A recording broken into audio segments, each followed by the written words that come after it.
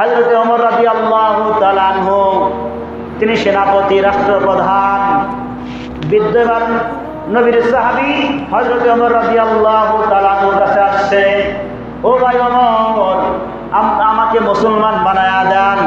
কেন আপনাকে মুসলমান বানাবো? কতদিন পরে আপনি আসছেন মুসলমান হবেন, কারণটা কি? কারণ আগে বলেন।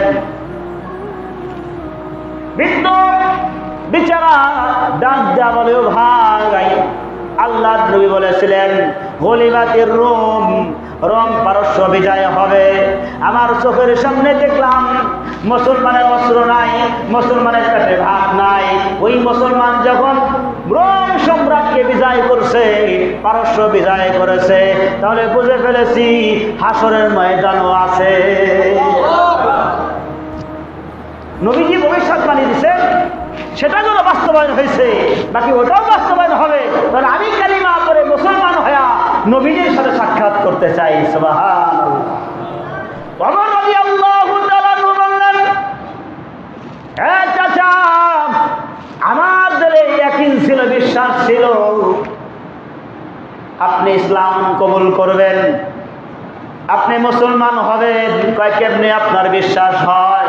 কয় আমি তখনই বিশ্বাস করেছি আল্লাহর নবী যখন বলেছিল, আল্লাহর নবী যখন বলেছিলেন আমি হাত দিয়া হাসরের ময়দানে মার দেখাবো, নবীজির হাত যেখানে লাগে ওই বিচারা কখনো জাহান্নামে যেতে পারে না।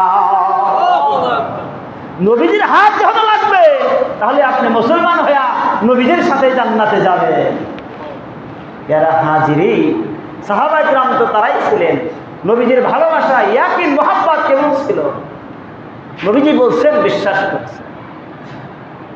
এই জন্য বাবাজির আমার, যে সর্ব অবস্থায় সর্বহালাতে আমার আপনার ঈমানের উপর অটল থাকতে হবে।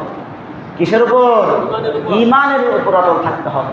500-1000 টাকা দিয়ে আমার ঈমান বিক্রি করা যাবে না, 1000 টাকা দিয়ে বিক্রি করা যাবে না, কোটি টাকা দিয়ে ঈমান বিক্রি করা যাবে না।